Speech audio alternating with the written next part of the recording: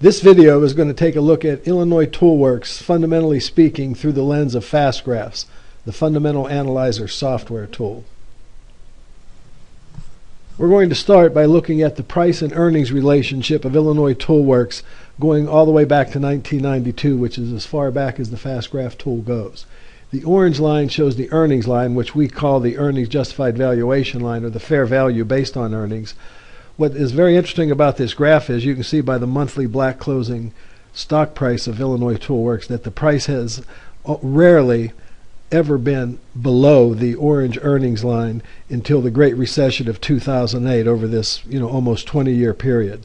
So Illinois Toolworks normally trades at a premium to its earnings price valuation and actually closer in line to its dividend value, which is the light blue shaded area shown here on the graph.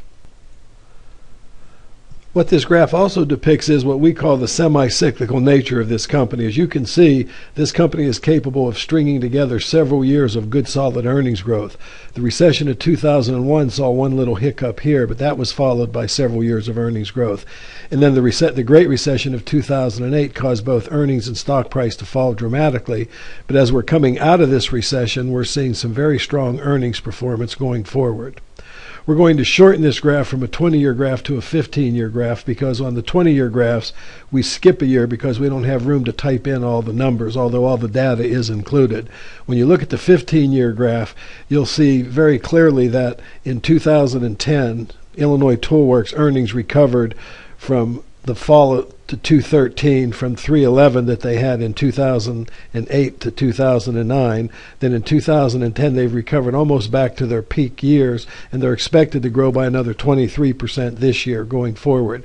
When you look at the performance associated with this graph, you find that the company has a history of raising their dividend every year, and they accomplished that through both the recession of 2001 as well as the recession of 2008. The company has an above market performance during this period of time. They've averaged over 6% a year versus the S&P, which only averaged 3%, and they actually also paid more dividend income than the S&P 500. So when you look at this company from the point of view that they started this period overvalued and ended the period slightly undervalued, or look slightly undervalued today, you discovered that they still generated market-beating returns. However, when you look forward, 20 analysts reporting to Capital IQ expect Illinois Toolworks to actually grow at an accelerated rate of 14.1%.